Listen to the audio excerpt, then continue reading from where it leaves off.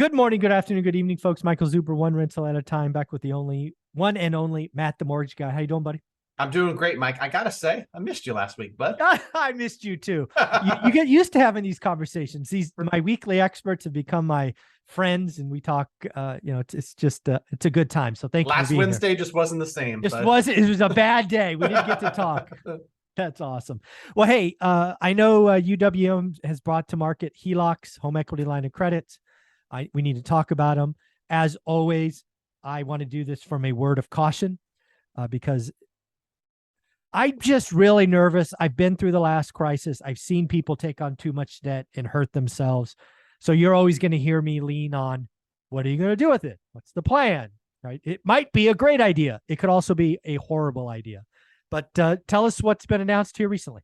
Yeah, before I do, I'll give a similar word of caution. You know, I have people all day that tell me, hey, here's my plan. I'm going to do a cash out refinance, or I'm going to do a HELOC, and then my payment's going to be this, but I'm going to use that to buy this property. I'm going to build an ADU. The ADU is going to get this much Airbnb rent, and they've got all these great plans. Know that things don't always go to plan. Yeah. So you can't have the best case scenario forecast and not also look at, okay, what if things don't work out as planned? What if this thing goes vacant for 3 months? What, you don't want to get kicked out of the game as you're starting, right? And so I agree with you there. HELOCs are something that I can tell you dozens of inquiries every single week. People reach out to me and they know that I'm not going to sugarcoat or try to sell them a cash out refinance. Because if you're sitting in 2.5%, 3.5%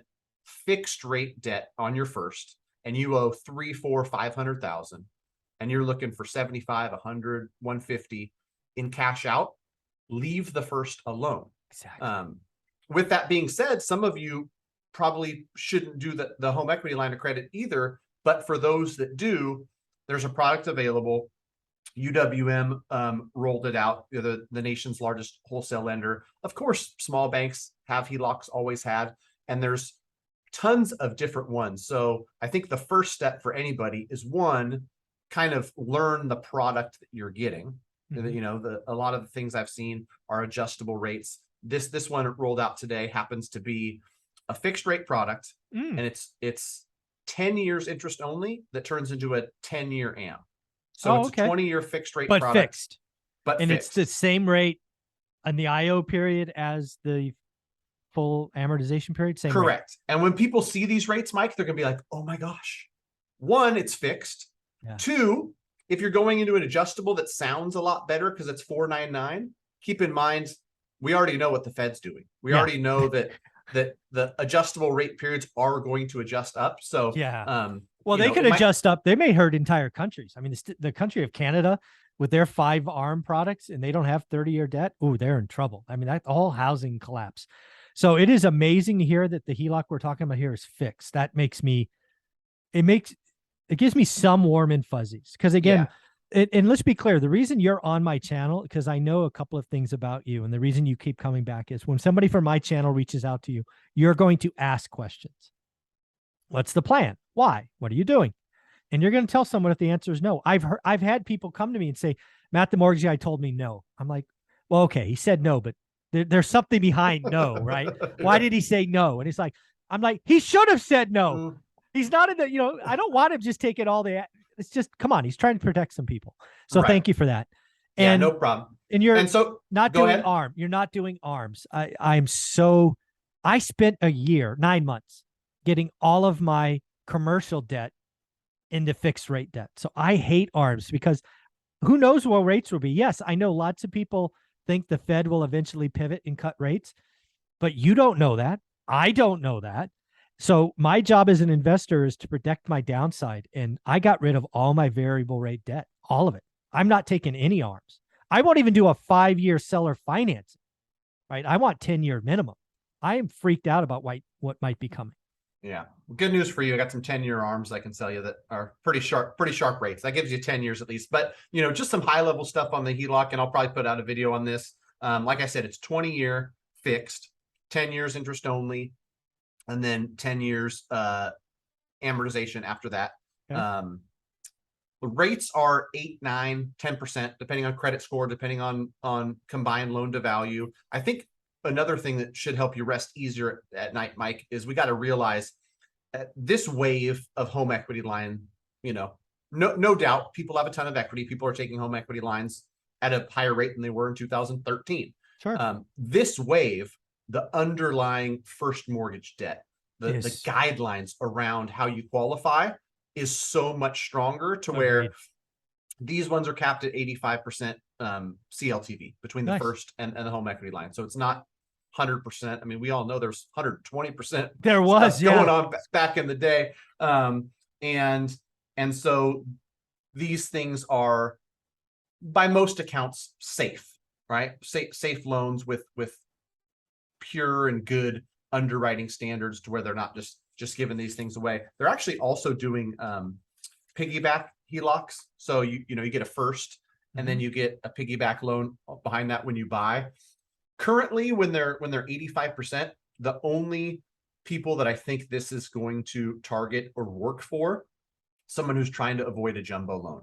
Oh, okay. If you're in a county that's 647 maxed on your first, you might do 15% down, a 15% HELOC, and a first of 600,000 so that you can avoid a jumbo loan and put 15% down without any mortgage insurance. But my biggest thing on HELOCs, really on the fixed or the adjustable ones, when I talk to people about them, is just have a plan for it to be paid off. I don't think these things are long-term debt that you want to have, and this one, it's fixed, it's at 8 or 9%. It's better than a credit card, but still, you want to have a plan to get this thing paid off. I would think, especially on this 20-year product, you don't want to get to the amortization period. No, you want to have a refinance that consolidates or something in the future to where you don't take 150, have I did the math and I think it's like 1062 a month if you get one of these at 8.5%. Pay interest only 1062 a month for 10 years, then have that 10-year am hit you. Yeah, then it'd be like a ton of 16 or 18 or and have no plan for it. Yeah, that's the biggest deal for me with HELOCs. That's where I go with everyone, right? What are you going to do with it? Because I'm very anti-HELOC for most people on your primary residence. I think it makes more sense if you start building a real estate portfolio of rentals, because I don't like putting where my wife and kids slept at risk. But if you're going to do it, which I've used my HELOC. We bought a HELOC during our journey. We used it for great deals. I happen to be in a situation where I would not do another deal until I paid off the HELOC. It wasn't a place where I wanted to keep a running balance, right? So if I used the HELOC for 50K, yes, I would keep doing the work, keep looking at my buy box, but every commission check, every savings, everything, every whatever would go to pay that 50K off. And I couldn't do another deal until the HELOC was paid off. It's just how I rolled, because I didn't want, like, we had a 100K HELOC. I didn't want to run it up to 100K and just keep it there. It's like, it just made me nervous. Yeah. My advice too is the same for people, whether it's fixed rate or adjustable. Like, have a plan. I want you to take the 75. Hey, I'm going to put the down payment on this and I'm going to have an Airbnb. It's going to spit off $800 a month. Great. Like, use that cash flow and plug it back in there. You can enjoy it later when the 8.5% debt is paid off. But for the time being, the payment that you planned on making plus the extra 800, get that thing paid off in 4 years. And then maybe you want to do it again. That's fine. Totally agree. So let me ask you about this. Is this HELOC only available on primary residence, or can my investor friends do it? It's only primary and second homes for now. But like most things that, it's coming. Largest wholesale lender, the rates are probably going to come down. Sure. The LTVs are probably going to stretch a little bit. And I would imagine that there might be an investment property product out there. I searched far and wide because I get that question so much that even the ones that do it, Mike, are pretty conservative, right? They're going to cap at 60, 65% LTV, as they should, right? You shouldn't take an investment property and say, oh, it's worth 500. Let me rip as much as I can out. But this is very different than last time. I mean, last time the blow up really was investors, you were doing it. I was. I mean, investors were just piling on debt on debt on debt on debt, and it all blew up. So it's happy to see that people are being much more conservative. I think it's the right place to go. Own a rock first. Please have a plan. Most importantly, folks, you have to reach out to somebody who is going to ask you questions and tell you no if it doesn't make sense. And that is Matt, the mortgage guy. How do you want them to reach out? Just go to greatmortgagebroker.com, fill out the form. Me and the team will be in touch. Awesome. Thanks, buddy. Thanks, Mike. Mhm.